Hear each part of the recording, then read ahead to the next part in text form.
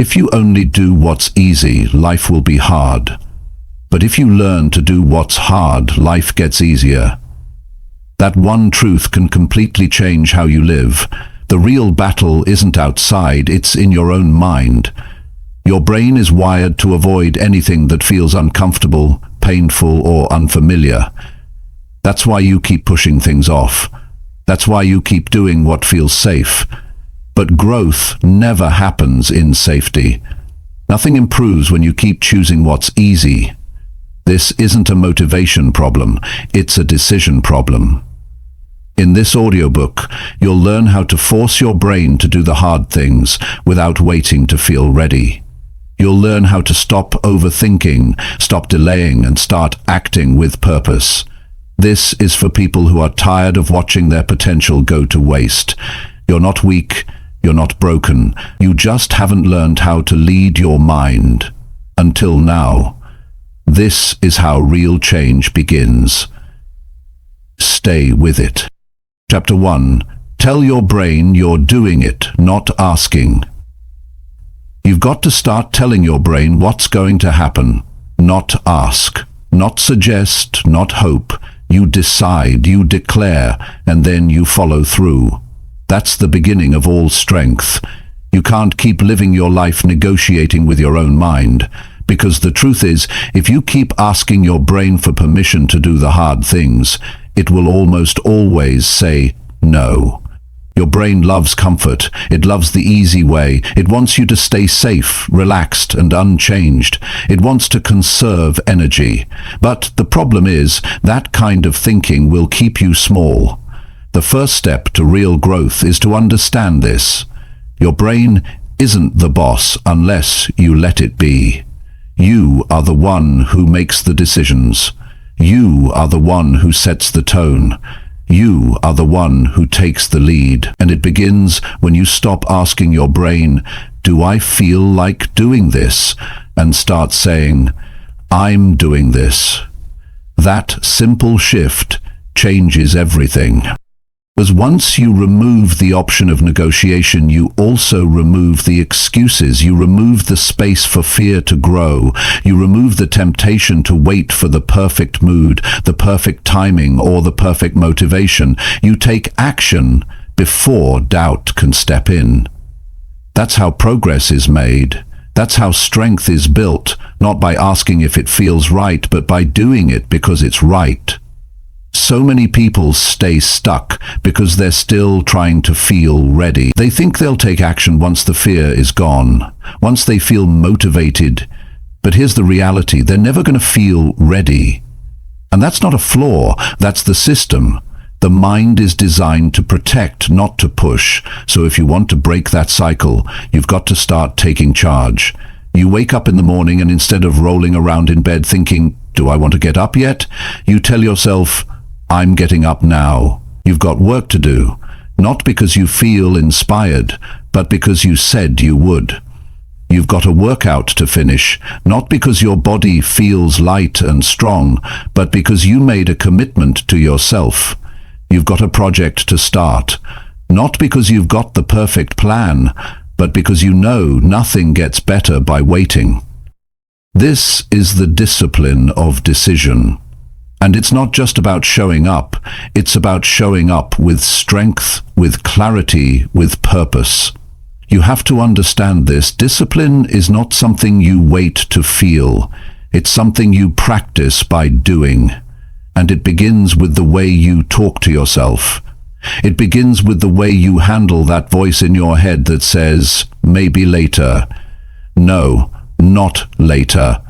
Now. You don't need to feel like doing it. You just need to do it. Because every time you take action without asking for permission from your feelings, you're building a stronger version of yourself. You're showing your brain that you're in charge, and over time, your brain adapts. It learns to follow your lead. It stops fighting you and starts working with you. But that only happens when you stay consistent, when you make decision after decision without waiting to be in the mood, when you start to see that your life isn't shaped by what you want, it's shaped by what you're willing to do without comfort. And that's what most people miss. They wait, they delay, they hope for easier days. But life doesn't get easier, you get stronger. You build mental muscle the same way you build physical muscle, by doing what's difficult, by choosing effort over ease, by telling your brain what's going to happen and following through even when it pushes back. That's what separates the successful from the stuck, the disciplined from the drifting, the ones who grow from the ones who give up. You've got to learn to shut the door on doubt. You've got to learn to stand firm when your emotions try to talk you out of action. You've got to learn to say, "This is what I'm doing," and then do it, without checking how you feel about it every 5 minutes. This is not about being harsh with yourself. It's about being honest. It's about understanding that your feelings are not always aligned with your goals. Your brain is not always going to offer you support. Sometimes it will give you resistance. That's okay. You just don't have to follow it, because that's what it means to grow up mentally. That's what it means to take responsibility for your path. You stop letting your brain run on autopilot. You stop letting your energy be drained by decisions that don't need to be made. You wake up and you act, because action builds power. And once you get into that rhythm, something incredible starts to happen. You stop fearing hard things. You stop avoiding the challenge. You begin to crave it, not because it's easy, but because it makes you better, because it separates you from the old version of yourself, because it brings you closer to who you're trying to become. Most people don't know how to deal with hard things because they've trained their brains to avoid them. You've got to do the opposite. You've got to teach your brain that discomfort is not a warning sign, it's a signal for growth. Every time you feel resistance, it's an invitation to push through, an invitation to prove to yourself that you don't fold under pressure, an invitation to become someone you can respect. But it starts when you stop asking your brain for permission, when you stop treating your motivation like it's your master, when you stop letting hesitation have the final word. You are not here to live soft. You are not here to coast through life on low energy and wishful thinking. You are here to grow, to rise, to build, to lead. And that starts with your thoughts. That starts with your inner commands. That starts with how you respond to that voice that says you don't feel like it. Because if you keep listening to that voice, you'll always stay where you are. But if you challenge it, if you look it in the eye and say, "I'm not asking, I'm doing," you create change, real change, the kind of change that compounds over time, the kind of change that makes you stronger day after day, and the kind of change that rewires your identity and reshapes your future. So the next time your brain says, "I don't want to do that," you say, "We're doing it anyway." You don't wait, you don't ask, you move. And that's when transformation starts. When you stop giving your brain the option to quit. When you stop asking for comfort and start demanding results. When you start living by action, not by emotion. You already have what it takes. You've just got to stop giving your brain the option to decide for you. You decide, you move, you lead. That's how you force your brain to do hard things. Not by waiting, not by wishing, but by deciding with strength and never looking back. Chapter 2. Stand up the moment your mind says wait. When your mind says wait, that's the exact moment you need to move. That small pause, that quiet hesitation, that split second of delay. It's not just a thought, it's a test. It's your brain trying to protect you from discomfort, from effort, from anything that feels unfamiliar or difficult. And if you obey that voice even once, you reinforce weakness. You teach your mind that hesitation is allowed. You give it room to grow, and before you know it, that voice gets louder, stronger, more convincing. But if you stand up in that exact moment, if you break the pattern by doing the opposite of what your mind suggests, you take back control. That's where change begins. Not tomorrow, not later, not when it feels right. Right there. In the moment your mind says, not now. Every breakthrough in life begins with one choice: to move when your instincts say stay. It's not always about big things. Sometimes it's as small as getting off the couch. Sometimes it's picking up the phone. Sometimes it's walking out the door when you'd rather stay inside. The moment itself doesn't have to be dramatic, but the decision is. The decision is where your power lives, because the longer you wait, the harder it gets. Every second you sit in hesitation makes the task feel heavier than it really is. Your brain starts stacking reasons to delay, building stories, creating excuses, and all of them sound believable. That's how it works. But the truth is, you don't need more time. You don't need a better feeling. You don't need to feel confident. You need to act. And you need to act fast, not just sometimes, every time. Because your brain learns through repetition. It watches what you do. If you train it to hesitate, it will keep doing that. If you train it to act on command, it will get better at that too. You become what you practice. Most people spend their whole life in delay. They don't even realize they're doing it. They say things like, "I'll do it later," or "I'm just thinking it through." But underneath those words is fear. Not fear of failure. Fear of discomfort. Fear of effort. Fear of temporary pressure. So they pause. They analyze. They wait. And the moment passes. You can't live like that anymore. You need to make a habit of immediate action. You need to become someone who does not tolerate delay, someone who respects their own time too much to waste it in indecision.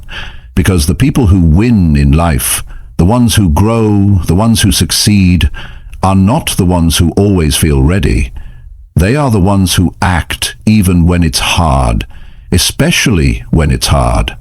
And the hardest time to act is always the first few seconds. That's where the battle is won or lost. Once you're moving, momentum builds.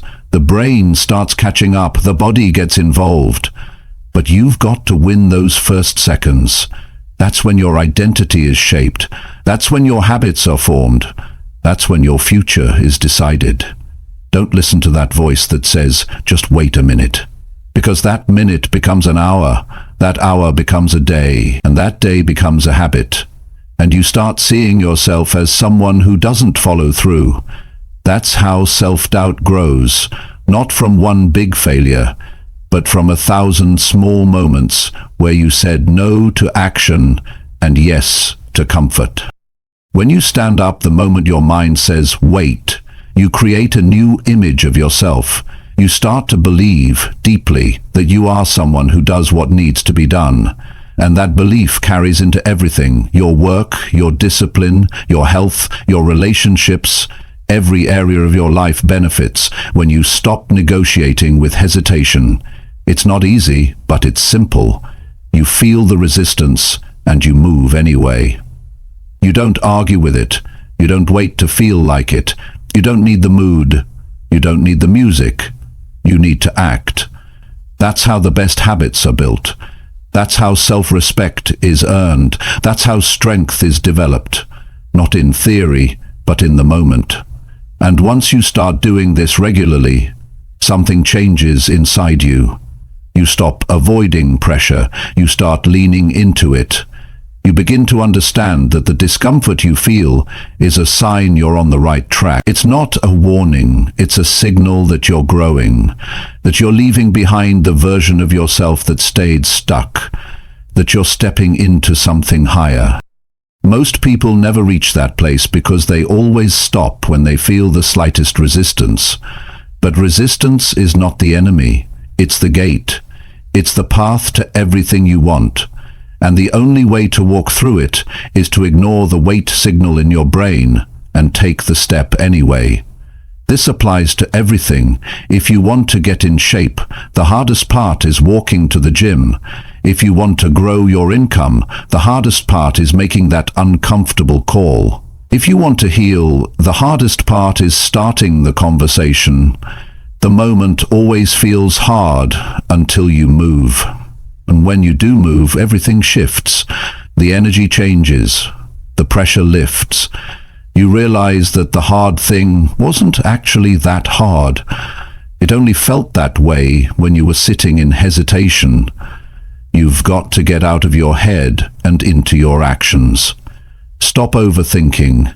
Stop planning every detail. Stop waiting for the moment to feel easier. The longer you wait, the more power you give away. You're not here to live in hesitation. You're here to lead your own life. And leadership starts with action. Real, deliberate, fast action. The kind that doesn't ask permission. The kind that doesn't delay. The kind that says, I'm doing this now. When that becomes your pattern, you become unstoppable. Because then your brain starts to work for you, not against you. It starts to understand that waiting is not part of your life anymore. It stops feeding you delays. It starts delivering solutions. But you've got to prove that first. You've got to show your brain that hesitation doesn't get a seat at the table anymore. And you show that by how you respond in the moment. It doesn't matter how tired you are. It doesn't matter how discouraged you feel. It doesn't matter if you're uncertain or overwhelmed. The moment your brain says, wait, you move. That's your new rule. No debate, no second thought. You'll be amazed how quickly things change. The more you act, the less time you spend stuck. The more decisions you make, the more clarity you gain. The more you move, the more power you feel. It becomes a cycle, a strong, productive, focused cycle. But you've got to start it. No one else can do it for you. No motivational quote will do it. No reminder from your phone. No push from someone else. It has to come from inside you. That firm decision to stop delaying your life. You've already waited long enough. Now it's time to build the habit of moving at the moment of resistance. That's where your life changes. That's where you rise. And the truth is, you don't need more time. You don't need more energy. You need one thing: the ability to act without delay. That one skill alone can change your entire future. Because everything you want is on the other side of hesitation, and the only way through is to move when your brain says pause. So the next time your mind says wait, don't pause, stand up, do it, move into action. That is how you win. That is how you grow. That is how you change everything. Yeah, I love that, don't you? That's amazing. Chapter 3. Decide now and don't open any negotiation. The moment you hesitate, you invite weakness. The moment you start thinking twice, you give away power. The strongest people you know aren't making a dozen decisions about the same thing. They make one decision, and they close the door behind it. They don't keep coming back to it. They don't wonder if they should or shouldn't. They make the call, and they move.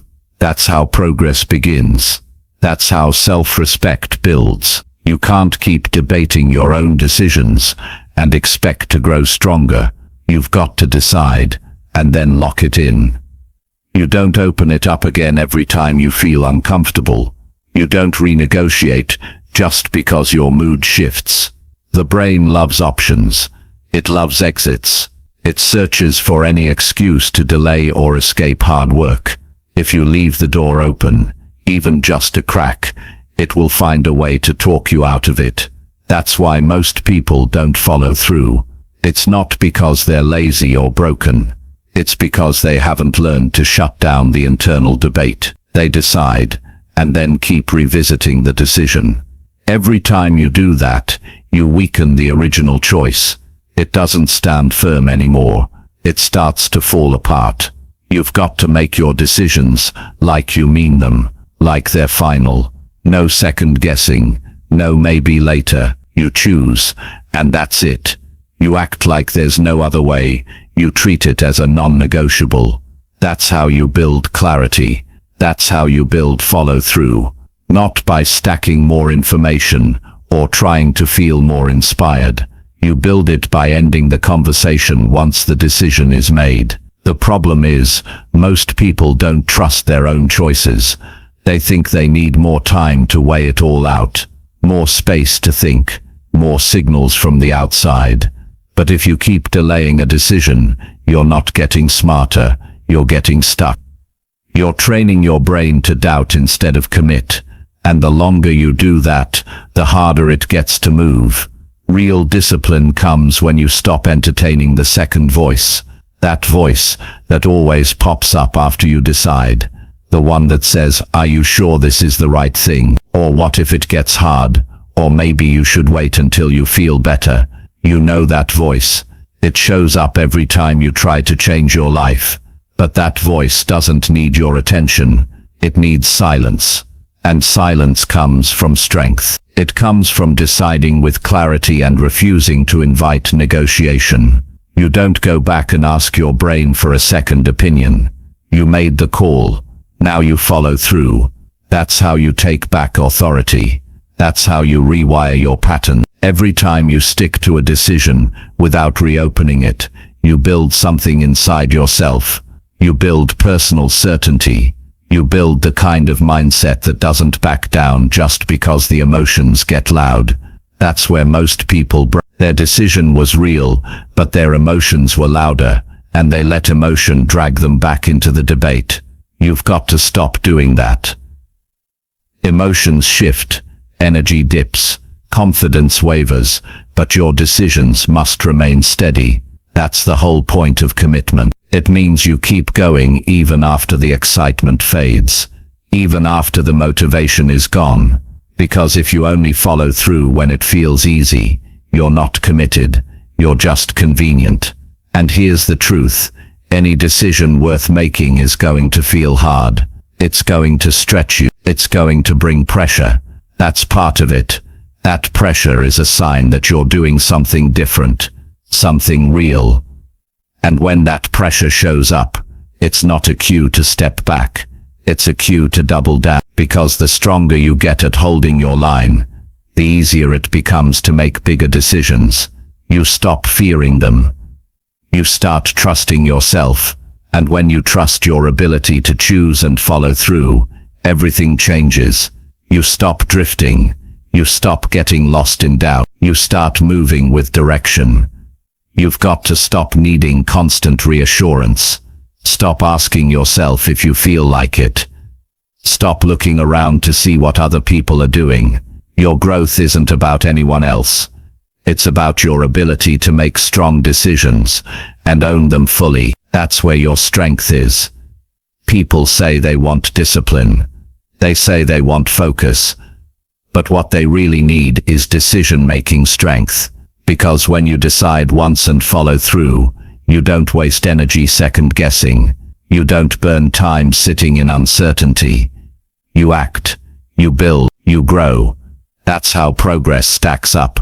One strong decision at a time. You don't need more options. You need fewer excuses. And that means learning to treat your own word like a command. You say you're going to do it. Then do it. Not because it's easy. Not because it feels good, but because you decided. That's reason enough. That's what integrity looks like. When you live this way, your confidence starts to change. You stop needing approval. You stop doubting your every move. You build identity around action. Not overthinking. Not perfection. Not feelings. But action. You decide fast. And you follow through. That becomes who you are. And yes, it's going to feel uncomfortable at first. Your brain is going to push back. It's going to throw distractions at you. It's going to whisper all the reasons to stop. But that's just the old pattern trying to stay alive. You don't feed it. You don't give it space. You remind yourself, this decision is made. It's not up for review. This applies to every area of your life. Your health, your mindset, your relationships, your habits. You can't improve anything if you keep changing your mind halfway through. You've got to pick a direction and stick to it long enough to see results. That's the real secret to consistency. Not talent, not motivation, just the refusal to reopen a decision every time it gets hard. There's a quiet power in people who decide fast and act with clarity. You can feel it. They don't waver. They don't explain. They don't overtalk it. They move. And because of that, they grow faster. They see more results. They live with more peace. Because they're not constantly battling indecision. They've learned to trust themselves. And that trust came from practice. That's what you need to build now. You need to make decisions faster. You need to close the gap between idea and action. You need to treat your time with respect. You don't drag your feet on things that matter. You don't spend days analyzing what should take minutes. You choose and then you move. Every time you do this, you send a message to yourself. You say, I trust me. And that message, over time, becomes belief. It becomes identity. You start to see yourself as someone who follows through. And once you believe that, your actions change. Your results change. Your future changes. But none of that happens if you keep opening up decisions that were already made. You've got to be firm. You've got to be clear. You've got to stop inviting second chances to quit. Your growth depends on it. Your discipline depends on it. Your success depends on it. The next time you make a decision, don't leave it open. Don't revisit it in your head 10 more times. Don't water it down with doubt. Decide now. Act now. Don't open negotiation. That's the habit you build. That's the strength you live by. And that's how you create a life that moves forward without hesitation. Chapter 4. Feel the resistance and walk into it anyway. Most people think resistance is a stop sign. They feel that pressure, that discomfort, that inner pull to avoid, and they pause. They think something must be wrong. They think the fear or tension is a warning to turn back. But the truth is, resistance is proof that you're standing at the edge of progress. It's not a signal to stop. It's a signal to move forward. Growth never comes wrapped in ease. It shows up dressed as resistance. And how you respond to that resistance will define who you become. The resistance you feel isn't there to hurt you. It's there to test you. It's the gap between your current self and your potential. And the only way to close that gap is to move toward what you don't want to face. It might be waking up early when every part of your body wants to stay in bed. It might be making that difficult phone call you've been avoiding. It might be putting yourself in a situation where you might fail. But whatever form it takes, you can't wait for the resistance to go away. You walk into it while it's still there. That's the move that changes everything. If you wait to act until the resistance disappears, you'll never act. It will always find a way to stay alive. It's persistent. It's clever. It knows your habits. It knows exactly what to say to convince you to wait. And if you keep listening to it, it gets stronger. It begins to shape your choices. It turns into patterns. And before long, you don't even see it anymore. It just becomes the way you live. Safe, comfortable, stuck. But the moment you start walking toward that pressure, something shifts. You realize that resistance doesn't have as much power as it pretends. It might be loud. It might be uncomfortable, but it isn't stronger than your decision to move. You prove that the first time you do the thing you've been avoiding, the tension builds up, and when you step into it, it starts to break apart. The fear loses its shape. The anxiety shrinks. You find out it wasn't nearly as bad as you imagined. That's how confidence is built. Not by avoiding resistance, but by moving straight into it. You don't build courage by waiting. You build it by doing the hard thing, while the fear is still present. You take action with the weight still on your chest. You speak up while your voice is still shaky. You move forward with uncertainty still in your mind. That's the kind of strength that sticks. Because it's not based on the absence of fear. It's built on your ability to move despite it. If you want to grow, you've got to stop running from resistance. You've got to stop waiting for the perfect moment. That moment isn't coming. All you have is now, and now is where the resistance lives. Right here is where your decision matters. Do you back away, or do you step forward? That one choice determines the path you take next. The more you face resistance, the less it controls you. You stop being afraid of pressure. You start understanding it. You realize that it's there because something meaningful is on the other side. People often think they need to feel ready before they act, but readiness isn't a feeling. It's a choice. It's the decision to move regardless of what your emotions are doing. Resistance might still be there. Your legs might feel heavy. Your heart might beat fast. Your mind might scream at you to stop, but you don't stop. You take the step anyway. You show your body and your brain that your direction doesn't depend on your comfort. And the more you do this, the more natural it becomes. Not easier, but more familiar. You start to recognize the pattern. You feel the resistance show up, and instead of freezing, you smile a little. You know what it means now. It means you're stretching. It means you're getting better. It means you're no longer living on autopilot. That's a good sign. That's a sign you're alive and choosing your path consciously. Resistance is personal. It knows your weaknesses. It shows up right where your excuses live. It whispers just enough to sound reasonable. Take a break. Do it later. You're tired. You're not ready. It never yells. It just talks to you softly until you start agreeing. That's why you have to become aware of it. You have to feel it and still move. You have to hear it and still act. Because when you do, you separate your thoughts from your action. You stop being controlled by impulse, and you start building direction. This isn't about becoming fearless. It's about becoming willing. Willing to feel what most people avoid. Willing to act when it's uncomfortable. Willing to hold your ground when your mind wants to retreat. That willingness is rare, but it's what leads to mastery. It's what separates those who change their lives from those who stay in cycles. Every time you walk into resistance, you teach yourself a lesson. You teach yourself that action is possible, even when it's not easy. You show yourself that hesitation doesn't need to win. You prove that growth is always available to the one who moves forward. That's how you build a new identity, one decision at a time.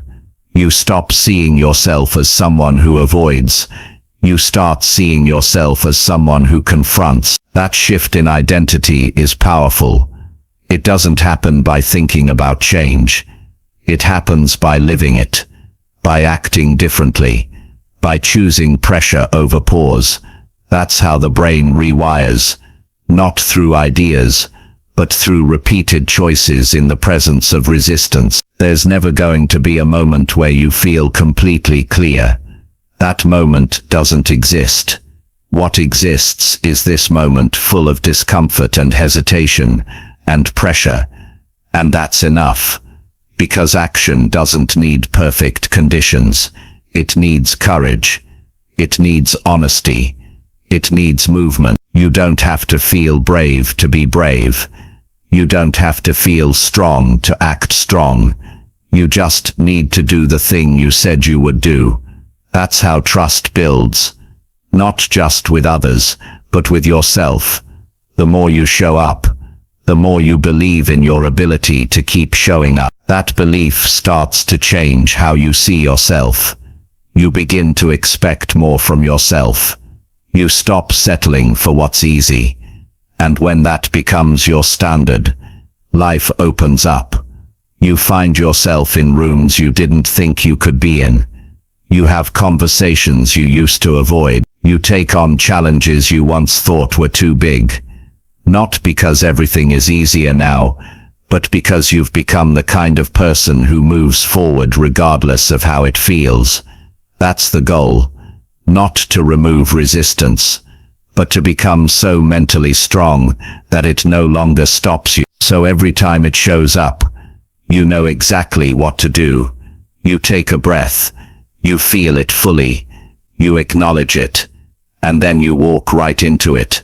No overthinking, no delay, just action, real action. Not the kind that's planned forever but never executed.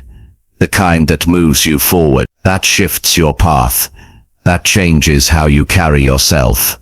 You are capable of more than your resistance wants you to believe, but you'll never access that potential if you keep avoiding discomfort. You've got to start seeing resistance as your guide, not your enemy. It shows you where the growth lives. It points to what matters. Follow that direction. And when your body tenses up, when your heart beats faster, when your brain begs you to stop, that's your moment. That's the invitation to become stronger than you've ever been. Not someday, not when it's convenient. Right now, move forward in the presence of resistance. That is how you grow. That is how you lead. That is how you take control of your life. Chapter 5. Drag your focus back every time it drifts. Focus is not something you find once and keep forever. It's something you pull back again and again. The moment your mind starts to wander, that's not a sign of failure. It's a call to return. And if you want to master your mind, if you want to finish what you start, you've got to build the skill of dragging your focus back every single time it drifts. Not sometimes, not when you feel like it. Every time. Distraction isn't the problem. Staying distracted is. Everyone loses focus. Everyone gets pulled away. Everyone has moments where their attention slips. But the people who succeed are the ones who notice it fast and return without argument. They don't sit in guilt. They don't beat themselves up. They recognize it and they shift. That's the difference. It's not that they're superhuman. It's that they've trained themselves to recover faster. You've got to stop expecting your focus to be perfect. That mindset only leads to frustration. What you need is to treat focus like a discipline. You work on it, you practice it, you fail at it, and come back stronger. That's how you build the kind of attention that gets things done, not by having perfect days, but by building powerful returns. Every time your mind drifts off and you catch it, you have a decision to make. Do you stay where your thoughts wandered, or do you bring your mind back to where you need it to be? That decision is everything, because if you keep choosing to stay lost, even for a few minutes at a time, that becomes a habit, and small habits repeated often shape your identity. You don't want to be someone who checks out and stays out. You want to be someone who checks in again and again, no matter how many times it takes. Focus is stolen in small ways. A quick glance at your phone, a background thought you let grow, a task you decide to push to later. You've got to get good at noticing the moment your attention drifts. You've got to become aware of what pulls it. Once you know the pattern, you can break it. But that means paying attention to your attention. The average person spends most of their day reacting. They move from one notification to the next, one urge to the next, and wonder why nothing gets finished. It's not because they don't care.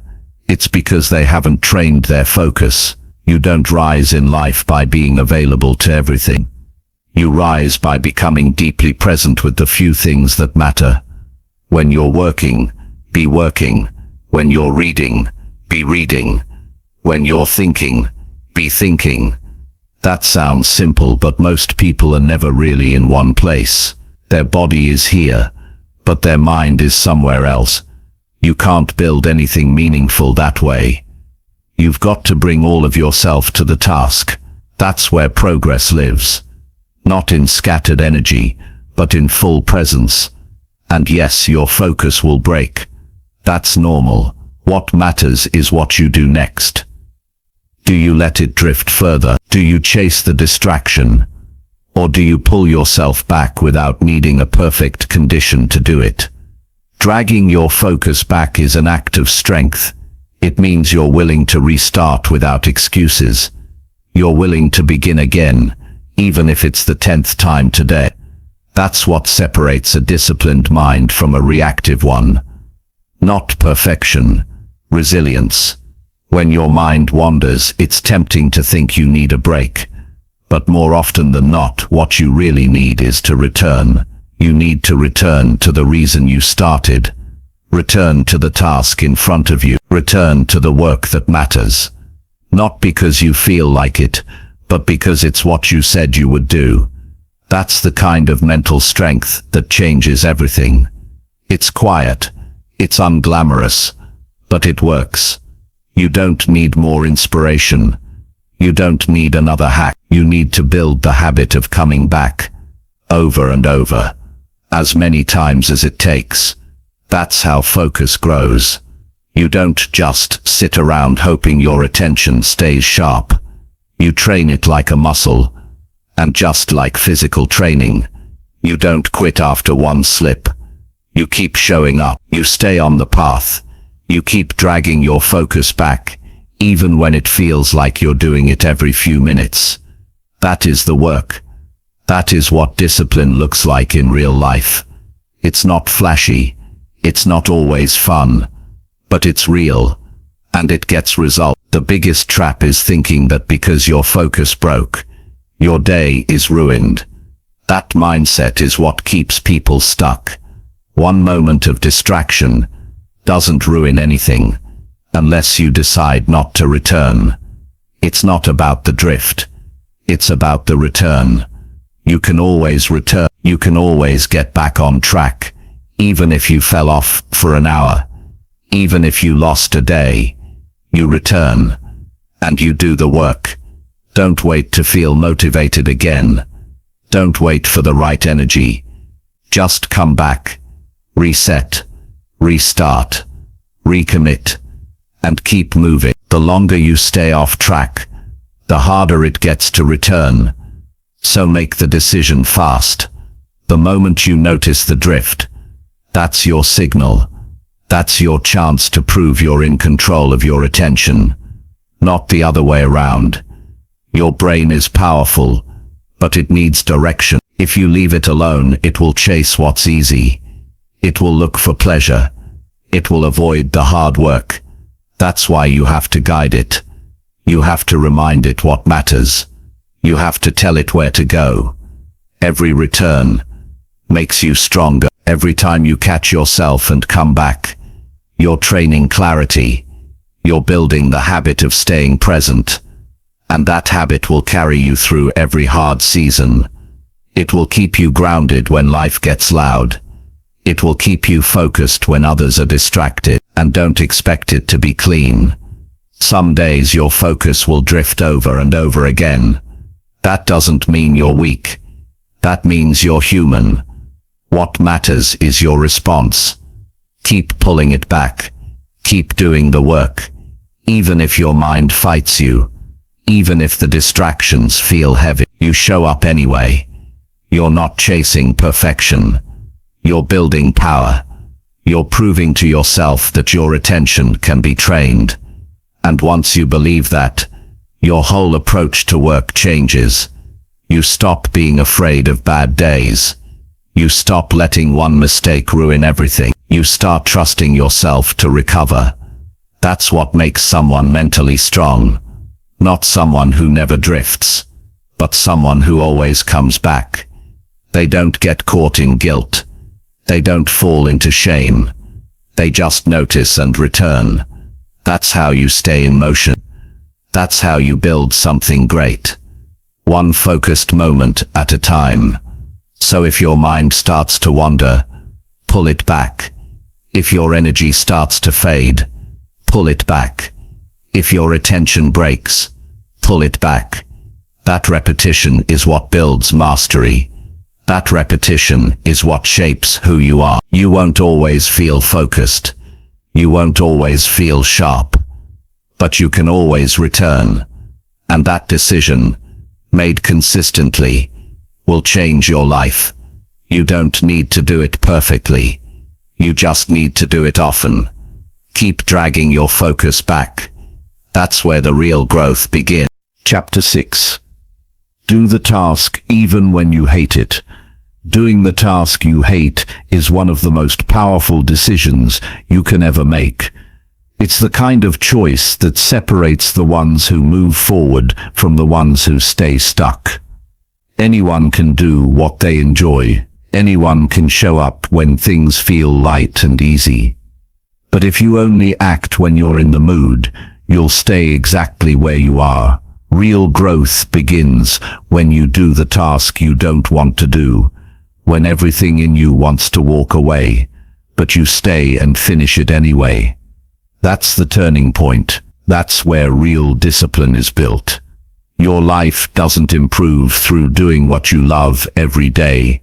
It improves when you're willing to take on the things that drain you, challenge you, and annoy you, and do them anyway.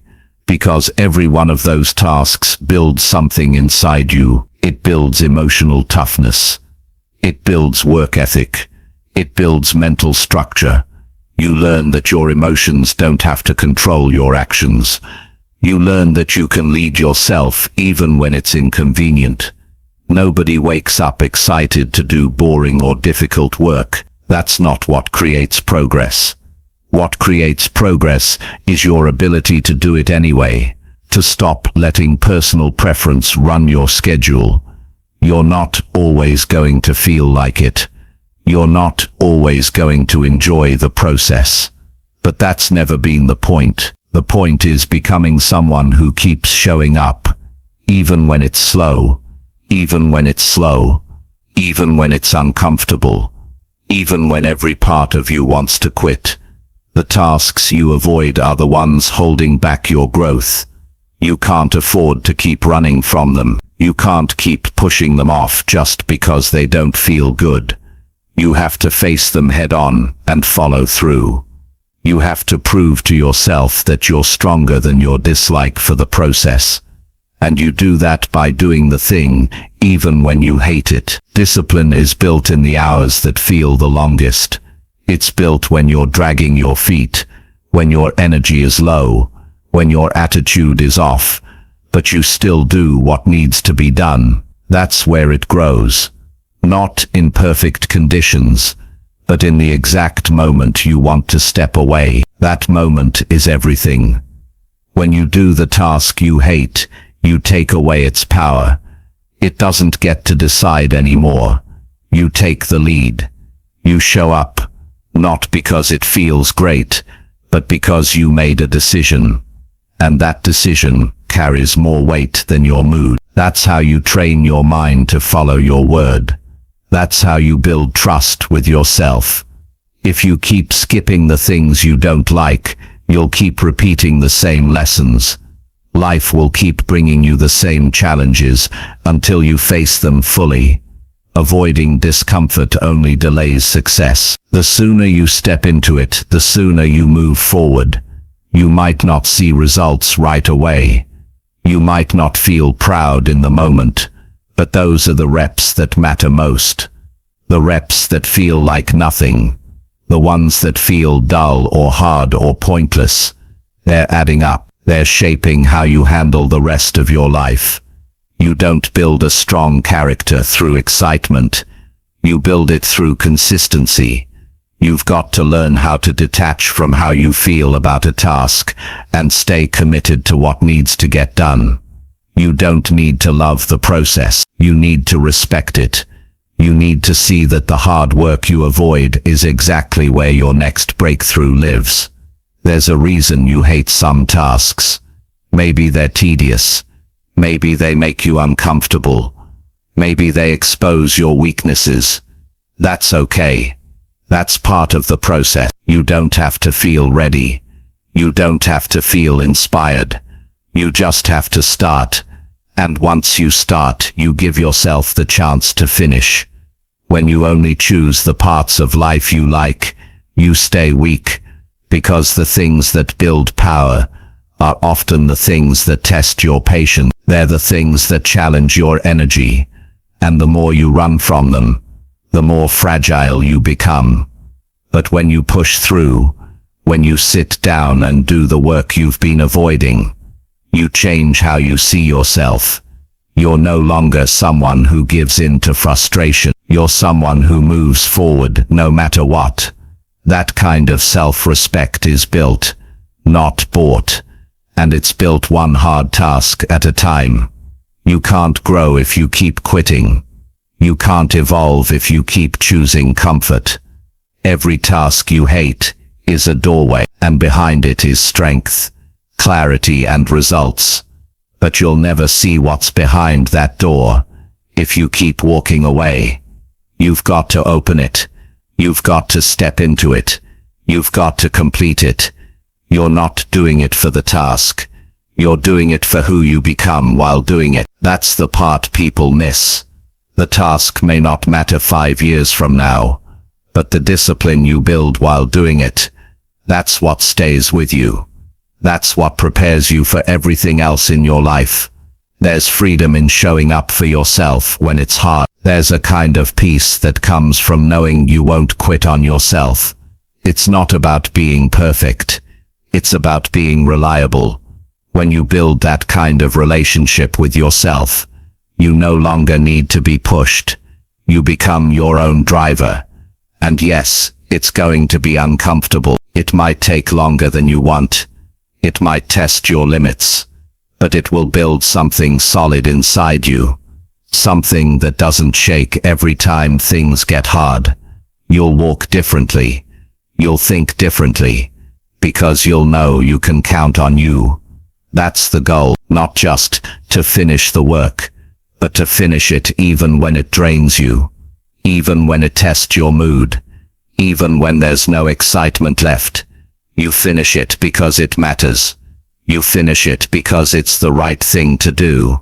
And once you finish, something shifts. You stand a little taller. You gain quiet confidence. Not the loud kind, but the kind that comes from action.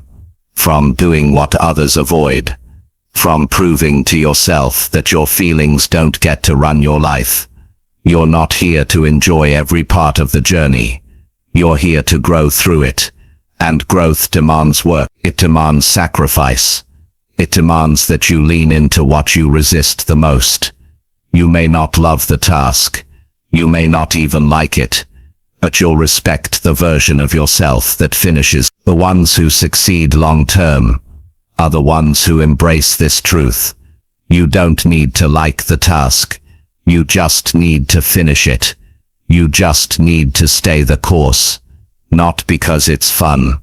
Not because it feels good. But because your future depends on it.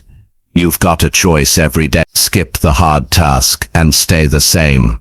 Or do it and become more. That choice adds up, one task at a time. One uncomfortable step after another. And over time, those choices build someone powerful. Someone unstoppable. So do the task even when you hate it. Do it with a clear mind. Do it without drama. Do it with purpose. And when it's done, don't just celebrate the result. Celebrate the discipline. That's what matters most. That's what no one can take from you. And that's what will carry you all the way to the life you've been working toward. Chapter 7. Shut down comfort before it takes the lead. Comfort is quiet, but it's always waiting. It doesn't yell. It doesn't argue. It just sits there, ready to take over the moment you lower your guard. The moment you feel a little tired, a little distracted, a little uninspired, comfort shows up with a softer path, an easier way, a reason to take it slow. If you're not aware, it wins before you even know what happened. That's why you have to shut it down before it speaks. You can't give comfort the first word, because if it speaks first, it often speaks last. Comfort doesn't look like a threat. It feels like a reward. You tell yourself you've done enough.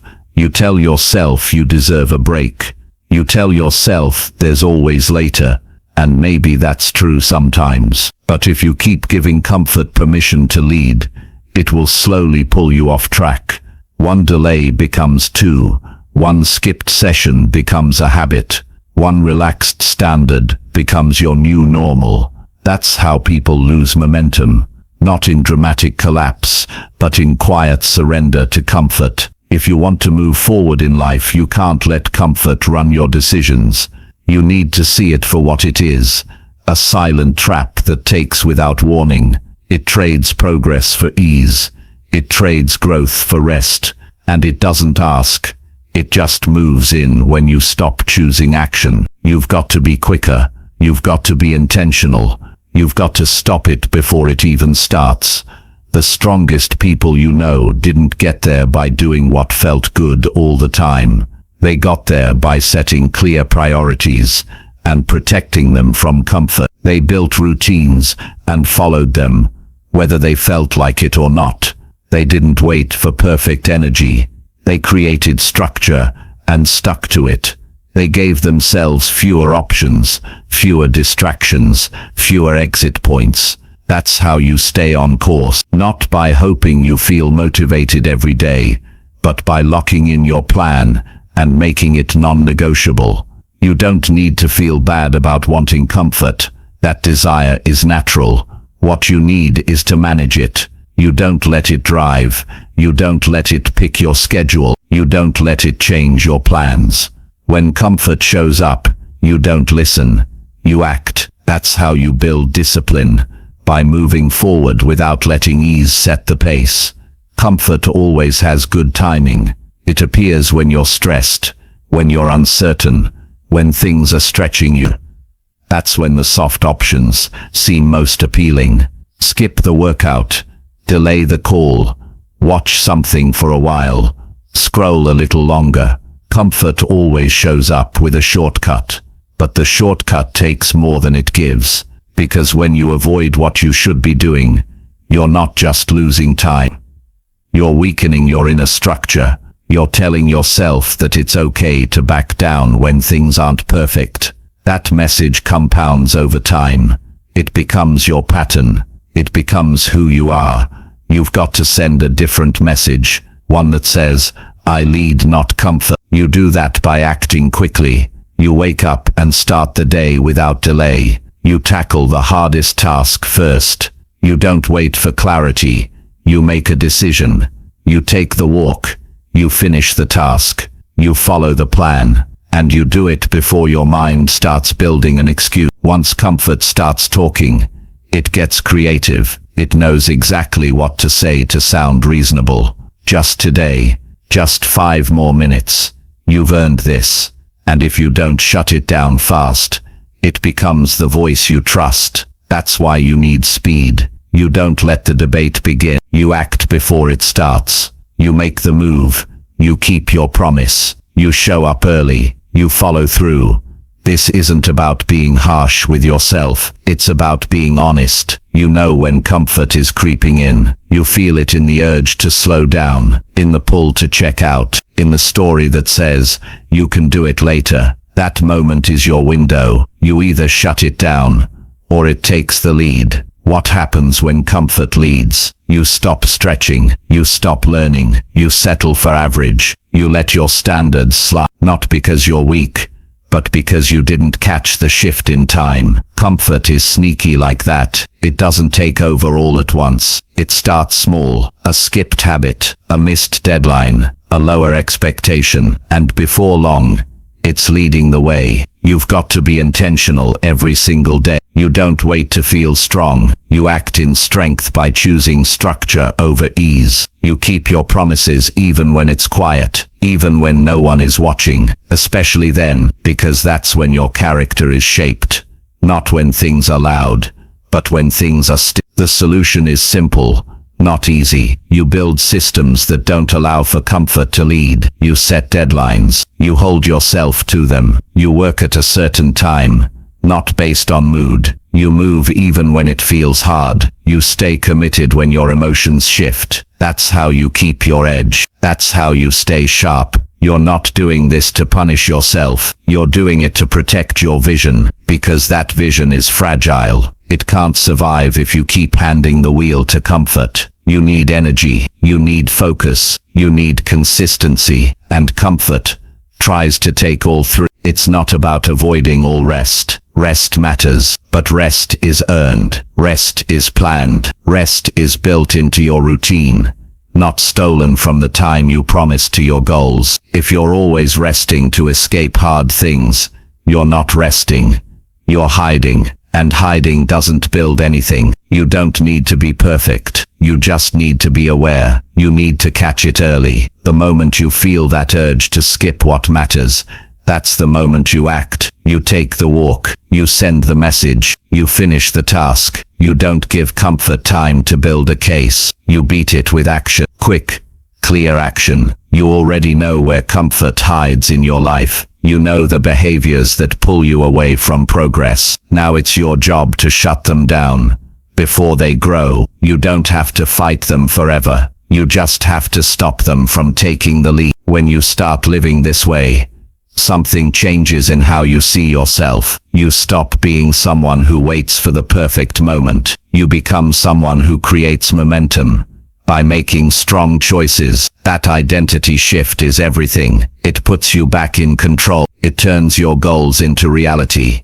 not through luck, but through leadership. Comfort will keep knocking. That won't change, but you don't have to open the door. You don't have to let it run your day. You have the final say. You always have. You just have to start acting like it. You shut it down early. You move before it speaks. You follow your schedule. You finish what you said you would. That's how you win the day. Not by feeling great every hour, but by staying focused even when ease tries to sneak in. This is the work. This is the mindset. You choose clarity over comfort. You choose action over avoidance. You choose discipline over delay. You don't wait for motivation. You don't negotiate with weakness. You don't check how you feel. You already know what to do, and you do it before comfort gets a chance to lead, before it changes your mind, before it talks you out of your own progress. You move, you finish, you grow. That's how real change happens. One honest decision at a time. One moment of action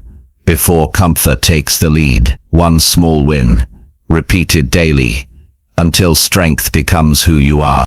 Chapter 8. Catch yourself thinking soft and interrupt it fast. You don't lose to failure. You don't fall behind because of one bad choice. You lose when you start thinking soft and never notice. You fall off track when weak thoughts enter your mind and you let them stay. Thoughts that tell you to take it easy. Thoughts that sound nice but slowly make you smaller. Thoughts that lower your standards, steal your urgency, and convince you to settle. If you want to grow, you have to develop the awareness to catch those thoughts the moment they show up, and you can't just catch them. You have to interrupt them fast before they take root. Soft thinking is sneaky. It doesn't shout, it whispers. It says things like, "You've done enough today," or "You don't need to push that hard," or "No one's watching anyway." At first it sounds reasonable. That's why it's dangerous. Because soft thoughts don't feel wrong. They feel comfortable. They feel like self-care. But in reality, they're shortcuts. They're lies dressed as kindness. They're the beginning of slow decline. One soft thought might not seem like much, but if you let it stay, it becomes the default. You start repeating it. You start believing it, and your actions begin to match. You skip the extra rip. You stop early. You turn a challenge into an excuse, and before you know it, your goals feel further away. Not because of a big event, but because you didn't stop that first soft thought. You have to train your mind to notice when it starts to drift into weakness, when it shifts from drive to excuse, when it starts reaching for comfort instead of challenge. That shift matters. It always starts small. A quiet hesitation, a mental sigh, a lazy explanation. You've got to recognize it for what it is, and the moment you hear it, you break it. You don't argue with it. You don't negotiate. You don't let it stay a second longer than it should. You interrupt it with action. You change your body language. You speak something strong out loud. You move. You redirect your attention. You remind yourself who's in charge. Because if you don't interrupt that thought, it becomes your mindset. And once it becomes your mindset, it turns into your behavior. You can't afford to live on autopilot. Not if you want to grow. Not if you want to build something meaningful. You need to become mentally sharp. You need to stay alert. You need to pay attention to your internal dialogue, because that voice in your head shapes everything. It decides whether you keep going or give up. It decides whether you hold the line or fold under pressure. You're not going to feel strong every day. That's not realistic. But you can become someone who catches weakness early. You can become someone who doesn't give soft thoughts a home. That comes from daily practice. That comes from holding yourself to a higher standard. Even in silence, even when no one knows what you're thinking, but start paying attention to how you speak to yourself in the moments that matter. Right before a task, right when you wake up, right before you choose between pushing forward or pulling back. Those moments reveal your pattern, and if the pattern is soft, you change it. You don't wait for the perfect system. You don't wait to feel inspired. You act. You catch yourself saying, "This can wait," and you respond, "No, it can't." You hear, "I'm tired," and you respond, "I'm not finished." You hear, "I've done enough," and you remind yourself what you said you'd do. That's not being harsh. That's being disciplined. The thoughts you allow are shaping your limits. If you accept soft thinking, you'll live a soft life. You'll avoid challenge. You'll shrink your goal. You'll settle for a version of yourself that feels safe, but unfulfilled. But if you train your mind to catch those soft moments, you give yourself the chance to rise. You give yourself the room to build something solid. You don't need to think perfectly, but you need to think clearly. You need to know the difference between truth and comfort. And once you spot comfort, pretending to be truth, you cut it off. You don't let it grow. You don't let it change your path. This requires daily attention. It requires honesty. You can't keep letting yourself off the hook and expect to feel strong. You can't keep lowering the bar and expect to rise. Soft thinking sounds like a break, but it always leads to regret. It leads to knowing you could have done more and did. It leads to seeing opportunities pass because you hesitated. You felt that before. You don't want to feel it again. So the next time you hear a soft thought, treat it like an alarm. Don't ignore it. Don't entertain it. Don't agree with it just because it feels good. Step back, pause, ask yourself, is this helping me grow or pulling me back? And if the answer isn't growth, you stop it. You don't let it continue. You take a stronger action instead. This is how you lead yourself. You don't let emotion pick the pace. You don't let comfort call the shot. You stay awake to your own thinking. You set the standard, and you enforce it, even when it's difficult. Some days, you'll catch a soft thought, and stop it quickly. Other days, it will sneak in deeper. You'll find yourself halfway through the day before realizing you've been running on low standards. That's okay. The moment you realize it, you pull yourself back, you realign, you reset the tone. It's never too late to shift. But the longer you wait, the harder it gets. The more comfortable you become with soft thinking, the more natural it feels. That's the danger. You stop noticing. You start believing it's just who you are. But that's a lie. It's not who you are. It's who you've let lead. And you can change that right now. You can step back into your full strength. Not by being perfect, but by being aware, by holding yourself to truth, by choosing challenge over comfort in your mind first. Your behavior will always follow your thinking. So if you want stronger habits, build a stronger thought life. Build a mind that doesn't tolerate softness. Build a mind that rejects excuses. Build a mind that notices weakness and interrupts it fast. The longer you wait to do this, the more your potential slips. The more you delay the life you're capable of building. The more you hand over your results to feelings that change by the hour. But if you choose to take control now, if you decide that soft thinking has no place in your mind, you start to shift everything. It starts with one moment, one thought, one choice to say, no, not today, not now. And in that moment, you lead. You don't wait for a new season. You don't hope your energy comes back. You don't lower your expectations to match your mood. You rise to the standard you set when you were clear, when you were focused, when you were honest. That's the kind of mindset that makes you unstoppable, not because you're always energized, but because you know how to catch weakness before it spreads, and you shut it down before it has time to convince you to quit. This is your responsibility. Nobody else is going to manage your thoughts for you. Nobody else can hold your focus. This is on you, and that's not a burden. That's power. Because it means you can take full control of your path. You can build something real, something lasting, and it all begins in the way you think. So catch yourself thinking soft.